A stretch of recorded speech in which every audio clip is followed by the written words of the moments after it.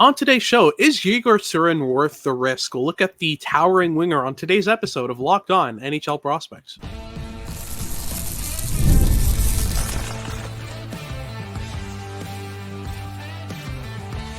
You are Locked On NHL Prospects, part of the Locked On Podcast Network.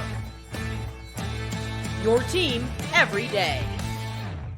Hello and welcome back to Locked On NHL Prospects, part of the Locked On Podcast Network, your team every day. On this podcast, we break down everything prospects related for you 5 days a week, Monday to Friday. I'm Hadi Kalakash, Director of North American Scouting for Dobber Prospects, joined by Sebastian High, Director of European Scouting and Head Scout for Dobber Prospects. And on today's show, we'll be putting the prospect spotlight on Yegor Surin, a big forward out of the MHL who's been playing some decent minutes, but has a lot of risk involved. We'll talk about first and foremost the puck skills in the first segment, the skating, the physicality as well. In our second segment, we'll look at the more intricate stuff, the decision-making, the habits, the toolkit with Yegor Surin. And in our final segment, we'll look at Yegor Surin's projection, his upside, which team would be the best fit, and whether or not he's worth the risk, maybe as high as a first round. We'll get into that pretty soon. But before getting into that, today's episode is brought to you by Game Time. Download the Game Time app, create an account, and use code LOCKEDONNHL at checkout for $20 off your first purchase.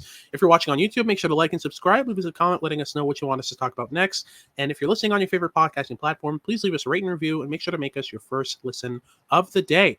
So let's get things started here with the size, handedness, where he's been playing, the point totals. Just give me the rundown on Yegor Surin and what our listeners need to know about this intriguing prospect. Yeah, he's one of the more entertaining players eligible for this draft class. So I'm looking forward to this episode. But Yegor Surin is a 6'1", 192-pound left shot center/right wing who's been playing this season overwhelmingly in the MHL for Loko Yaroslavl. He's an August 1st, 06 birthday, so very young for the draft class, and the production has been excellent for him all season long. In 42 regular season games, for Loko Yaroslavl, he scored 22 goals, added 30 assists for 52 points, and he also scored 23 points through 19 playoff appearances. So he's been very, very good at putting the puck in the net and also creating those high dangerous scoring chances as a playmaker. And his overall puck skills are certainly an area of strength. So this first segment will be some of the highlights in his profile, while the second segment with the intricacies, the mental side of the game, that's going to be perhaps a little bit more where the question marks arise. But he is incredibly entertaining, as I already mentioned. Really toolsy, very good skater, very good puck handler, very good playmaker, pretty good goal scorer, very violent, high motor type of player, probably projects as a winger rather than a centerman at the NHL level. But he put up 108 penalty minutes through 42 MHL games this season and had 3 games with more than 20 penalty minutes. This is a player who is never afraid of getting engaged physically, of riling up his opponents, and he's a real pest. He plays with that intensity, with that grit, with that sandpaper, and he could be a real fan favorite if he's able to round out his game enough to crack an NHL lineup. And if he cracks an NHL lineup, he could also rise up into a top 6, but we'll talk about that a little bit more in our final segment today. But first off, the puck skills. Let's start off with the highlight of this trifecta, which is probably going to be either the handling or the playmaking. So Hadi, start off here with whichever you've been more impressed by so far this season. For me, it's the handling skill. There is no doubt about it. That's a big standout for me in Yegor Surin's game. He's a very, not just adept, but very daring handler. He's really good at improvising his way up the ice. He's got really good handling skill where he's able to carry the puck in his hip pocket at top speeds and kind of blend his handling into his skating abilities really well. He's a player who loves to weave and cut. He's a player who, I wouldn't say cuts to the inside necessarily a lot, but is really good at dropping the shoulder and cutting to the outside across defenders' feet. That for me is the biggest standout skill in this game, and it helps him get to high danger areas, especially in the MHL where defenses are a bit more porous, are a bit more they're a bit more aggressive as well. So you'll have defenders who will get in his face, but they can't really deal with him. I think that the solution to that on the defensive side with Yegor Surin is to step back and let him skate himself into trouble. But MHL defenses can't really do that at a high-end level, so he ends up just kind of blowing through them pretty easily. And that's been really entertaining to watch all year. But I do want to hear your thoughts on the playmaking ability, because I've actually seen the goal scoring as a bit better of a skill than his playmaking. But You seem to think the opposite. Talk me through that. What's the gap between his shooting and his hand and his passing, and why do you think his passing is better? It's not the biggest gap in the world. I think that both of these are above average tools. I probably give his goal scoring like a 5.5, 6 grade, and the playmaking like a 6.5. So not a massive variance between those two. What I do really like about the playmaking specifically is how daring he is with it. He attempts a ton of slot passes. His success rate on them has been a little bit iffy, but it's because he's been trying some really high skill plays. He's not just like launching pucks into the slot and hoping for something to happen with it. He's trying to manipulate defenses. He's trying to really make plays to also challenge himself at this level of competition, which to me indicates that he's a player that really wants to refine this part of his game. And he also progressed a lot in that field over the course of the season. I fully agree. At the beginning of the season, he was a lot more refined in terms of being a better goal scorer. He's a very good shot, and he's able to use that. And in the NHL, you don't need too much more than a good shot, good handling, good skating to score a lot of goals. And Surin definitely has that combination. But if we're talking about NHL projection, I think that the playmaking could really elevate him up higher in an NHL lineup, and being also more of a complementary piece in the top six, which is probably his upside here. If we're being realistic with his high level of skill. And I think that the playmaking and the deception, the manipulation are things that he's been able to flash throughout this season and increasingly regularly that I think I'm relatively hopeful with. Whereas with the goal scoring, it's a very good shot, but he's very much a bit restricted to the perimeter. He struggles to get himself to the high danger areas, like around the net front, around the crease at times. There are flashes of it, certainly, because he is quite big and intense and physical, but even MHL defenses are able to shepherd him towards the boards. And he's a very capable playmaker from the perimeter, but the goal scoring obviously isn't quite as effective from that area.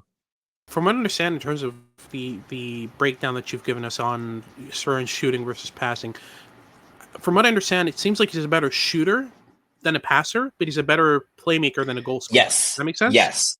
Absolutely. 100%. Perfect. I'm glad you mentioned that, because I do see what you mean. The habits definitely lend themselves to playmaking. The tools themselves lend themselves better to shooting. But yeah, I feel like it's interesting that there is that disconnect, and we'll get to that in a second, in our second segment, where we talk about the toolkit and how its tools interact. But I do want to focus on the skating and physicality as well, because those are two very alluring aspects of Surin's game. His skating, I would say, is above average. He's got great speed when he gets up to top speed. I think his acceleration does need some work, but once he gets going, he's really hard to stop. He's a big body with a lot of speed. That's always difficult to handle, especially for MHL defenses. But let's focus on the physicality. We'll get into the habits of it, because that's the really alluring part with Surin. But in terms of physical tools, there's a lot to work with here, right? There definitely is. He has a really high motor. He's very intense, but in just the raw tool aspect here, he's very, very strong, and he uses his aggression to really pump up that physicality. He gets involved in board battles. He's really effective on retrievals as a result of that. But that raw strength, that ability to lower down his center of gravity to out leverage opponents, is definitely a key area of strength as well that will help his professional projection at the end of the day. But it's the habits that make him really alluring in terms of being a physical player. As I mentioned, like he's like 190 something pounds, 6'1". He's quite big and physical, but it's the raw violence and that desire to hurt that is really what takes that physicality up a notch. But we'll cover that in the next segment. Absolutely. We'll get into that right away. Just before, a quick word from our sponsors at Game Time. If you're looking to buy cheap tickets last minute to any event, Game Time is the best place to get them done. Game Time has tickets up until the last minute before an event starts, and sometimes even an hour after the event starts. You can still get tickets over at Game Time. They've got a bunch of deals as well to save you money, including obviously last minute deals. They've got last call in order to make sure that you get the best price for your tickets. I got a ticket literally an hour before the PWHL Boston versus Montreal game at the Bell Place in Laval.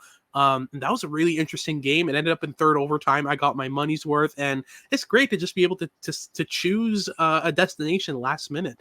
And Game Time is the best place to get that done. The Game Time guarantee also makes sure you get the best price. When you find a ticket in the same section and row as what you get on Game Time for the same price or cheaper. Game Time offers you 110% of the difference as a return. So take the guesswork out of buying tickets with Game Time. Download the Game Time app, create an account, and use code LOCKEDONNHL at checkout for $20 off your first purchase. Terms apply, but again, it's super easy. All you have to do is just download the app, create an account, and use code LOCKEDONNHL for $20 off your first purchase. So download Game Time today. Last minute tickets, lowest price, guaranteed. Alrighty, so let's move on to our second segment. Now we'll talk about the toolkit, the habits, and the decision-making with Yegor Surin. And this is, I think, the good, the bad, and the ugly regarding what's going on with Surin. And this is where the risk is involved. We'll start off with the good. I think that in terms of the aggression, the violence, a lot of teams are going to look at that and think very, very good. So talk me through what makes Yegor Surin so unique and so alluring in terms of his violent disposition on the ice. He doesn't really have a filter at times. He can try to chase violence at times, and the decision making behind it is erratic at best, which makes him really, really violent when he wants to be, but also makes him struggle a little bit to contain himself when he needs to. So I've seen him take some really, really bad penalties, like late in games while protecting a 1-goal lead, like in the exact position where a coach would be like internally screaming at Yegor Surin before it happened to not do it, and he still does it anyways. It's happened a couple times this season in the viewings I've logged, but the violence and that aggression is something that, as you mentioned, projects as a really entertaining part of his toolkit at the NHL level too, because I think it helps elevate his floor a little bit, because he could be a really entertaining checking forward, because he is so dynamic. He's a great skater, great puck handler, can create offense off the rush, on the cycle, but more of a work in progress at this stage. But he has all these different things that you really like, and having depth scoring is something that more and more NHL teams want to integrate in their lineup. That way, when high-skilled guys go down with injury, they have another high-skilled player to bump up the lineup to give some more minutes, and Surin would be the exact type of player that could do that, while also still playing a really effective checking role in a bottom six, potentially, if he's able to round out the decision-making. But that decision-making is still a real work in progress. And I think a big foundation of that is not only a complete lack of a risk assessment gauge in his mind in terms of chasing violence, taking bad penalties, but also getting himself out of position and pinching at the wrong moment, offensively or defensively. But it goes beyond that too. It's also like poor scanning habits on both sides of the puck that make him completely miss defensive situations where he has a very clear set assignment and he just loses his man entirely to just go pressure the puck carrier and just end up not just puck watching but puck chasing, which is something that will need work before he makes the NHL, because that is not something that NHL coaches are going to be a big fan of. But he's a real junior style of player in a variety of ways. But again, very entertaining. He's very much a project. He will need multiple seasons before he can project to the NHL. But that foundation of raw tools and also of aggression and violence and checking ability, it makes him a really unique case in this draft class, because he has really high upside. He has the foundation of a fallback game that is developing at the moment, but there's also a real risk that he never ends up being an NHLer at all, because a lot of that mental and habitual side of the game is extraordinarily raw at this stage, even for a young draft eligible. Yeah, I think the main thing with that is he's I've called him the most MHL player I've ever scouted, and I think that's apt. There is a lot of rawness in his ability to process the game. He's a player who benefits from situations that won't exist in the NHL. There's going to be a reworking of his mental side of the game that's for sure needed, and that's going to be a tough thing to develop over time. But I think that with the skill that he has, the amount of opportunities, the amount of puck touches he's going to get as he climbs the ranks, I wouldn't say he's worth a first round bet. But for me, definitely once you hit the 40s, the 50s, I think he's starting to be worth it, especially with the recent tape we've seen, the playoff tape we've seen from him in the MHL. There's some interesting stuff to work with here. I just don't think that necessarily he's going to be a player who projects really safely or projects really easily. This is a player who's going to need some time for sure. It's a player who's not going to be ready in 2 years. It's a player who's probably going to be ready in 4 or 5 years. But once he gets there, I think that if he's developed properly, if the team that drafts him takes the time to develop those elements in his game, there's a lot to work with. I think it becomes a really interesting prospect over time. I've seen him as high as like the teens. Like there are some scouts out there, not naming names, who are big fans of him. I am a lot less sold on the mental side of his game. And speaking of which, I did want to talk about the decision-making elements more in detail, because I think those are really the big part of that. I mean, we alluded to the violence. He's got 108 penalty minutes in 42 games, and half of those came in 2 games. He had 27 minutes in one game, 25 minutes in the other. This is a player who, when he has brain farts, they are massive. They are earth-shattering brain farts on the ice. It's amazing. But the violence is, like I said, something that teams might look at and be like, "Oh, we need more of that." And I don't blame him. I don't think that this is something that the games where he's gone 27 penalty minutes and 25 penalty minutes, no team wants that. You have a player that you drafted with an early second round pick or late first round pick play a minute and a half and then get ejected from the game. Like it's a lot to ask for. So I think that not only does the decision making need to be cleaned up, but I think he has to be more selective with his violence, because you can't just chase hits everywhere. You can't finish every check. There are some moments where he needs to let up, and I think it would have been really interesting to see him at international tournaments. Obviously, with everything going on in Russia, we didn't get to see any Russian prospects at any international tournaments, IIHF wise. But it would have been really interesting to see him go about it, and I think that he could have either upped his stock massively or showcased even more of that lack of decision making. So it's an interesting case there. But in terms of habits, I want you to go into a bit more details regarding that, because there's a lot to dissect habits wise. But what do you think is the biggest development objective in terms of habits for Yegor Surin moving forward? I mean, it's a bit broad, but I would say learning to play the game in a bit more of a cerebral way. He's very reactionary. He sees something, and a bit like a goldfish with a 2-second memory, he goes chasing after that one thing, whether it be a hit, whether it be chasing the puck carrier, whether it be again trying to get involved physically or even offensively, seeing one very specific thing that he could do with open space and just doubling down on that, rather than being adaptable and continuing to scan, continuing to survey, trying to build play incrementally rather than just run and gun. He's a real improviser on both sides of the puck, which makes for some awesome highlight reel plays, but also means that he can be very inconsistent. He can fade into the background in terms of not being able to impact the game because he just isn't at the same pace as his teammates. He's trying to do too much on his own rather than playing with his line mates and try to play for them instead. And I think a lot of that comes down to just a real disconnect between that like cerebral nature that you really need to be like even a middle six player in the NHL in the modern game of hockey. Everything is so system based. Everything is so down to timing and details and anticipation. You can't run and gun your way into an NHL top 6 anymore. And Yegor Surin is trying his best to do so at this stage, but whichever team drafts him is going to need to steer him a little bit into, I don't want to say a more controlled game, because if you control Yegor Surin, you lose everything interesting with him, but a game where he can find a way to impact in ways that isn't just reaction based and isn't just improvisational. Yeah, I think the right word is channeling that aggression, right? Yeah, like yeah. not having it be just full on unbridled rage on ice. Like there needs to be. I don't think you need to control Yegor Surin. I think you need to teach Yegor Surin control, so that he's able to apply that aggression in channeled, effective, proper ways, rather than running around like a Labrador. Like just. You know what I mean? Like there's a certain level of control that you need to install in Surin so that he can make the decision of whether or not to go for the head, whether or not to drive the net, that kind of stuff. I'm curious to see how he develops. I think this is going to be a great case study in development, and I think it's a great test also for development teams. So if you're a GM who trusts his development team, I think Yegor Surin would be a great, interesting pick. We'll get into that in just a second.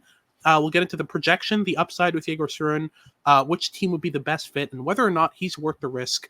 We'll get into that in a sec, but just a quick word from our sponsors first here at Locked On NHL Prospects.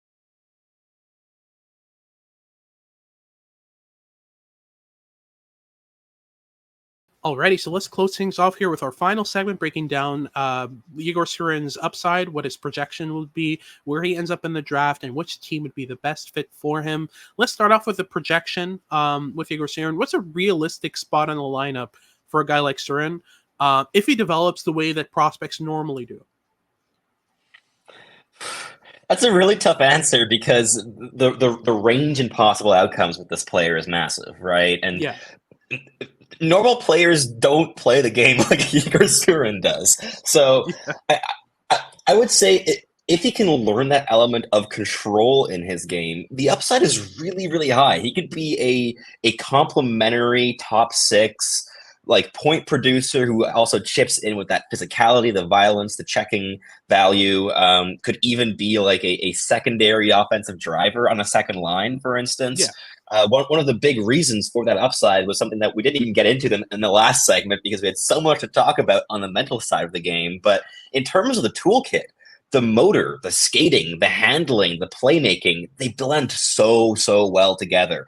At his best, he is incredibly dynamic with the puck on his stick. Yes, it is improvisational, but in order to be able to improvise at such a high level like he's been able to do all season long, including in the playoffs in the NHL, he's needed to blend those things really seamlessly together. And as the seasons progress, they've become more and more refined in terms of an overall toolkit. So I think that like the upside with this player is really high. And it's one of the big reasons that, especially among like the public, I think that he's ranked a bit higher in terms of not necessarily like public scouting boards, but in terms of like fans or people that have like prospect models, for instance, that are production based. Yegor Surin's like a top 15 level prospect, and the upside, if we're talking raw upside, then he might actually be a top 15 prospect. It is really, really high. There's also a chance he caps out as a KHL second liner at the end of the day, right? Very big range of possible outcomes here. So I would say there is also a fallback game where he could end up in that bottom six type of role where he can chip in with some offense, maybe a second power play type of contributor, but really use that intensity as like the driving force of his NHL career. That's also possible. So I don't know where he ends up. I think if I hedge my bets, I would say that he ends up being an inconsistent, if incredibly entertaining third line player who might be playing second power play minutes, is not perhaps a player that you want on the ice in the last 5 minutes of a hockey game protecting a 1-goal lead, but is a type of player that you want to send over the boards when you're trailing a goal and you need to rally the troops, add intensity, and add some goal scoring chances on the ice. So that would be my guess in terms of like good, like relatively good overall progression in his development.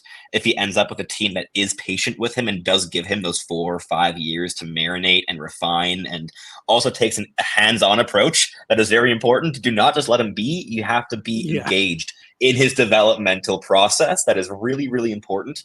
But if a team that wants to challenge their development staff with a player like Surin ends up landing this player, then yeah, you're talking about that third line type of really intriguing type of player, or even that second line offensive driver type of guy. So very interesting player. And as you mentioned, an incredibly interesting case study as far as it goes with development and overall like progression in like the 5 years after being drafted, because the range of possible outcomes is wider with Surin than with almost any other player in this draft class.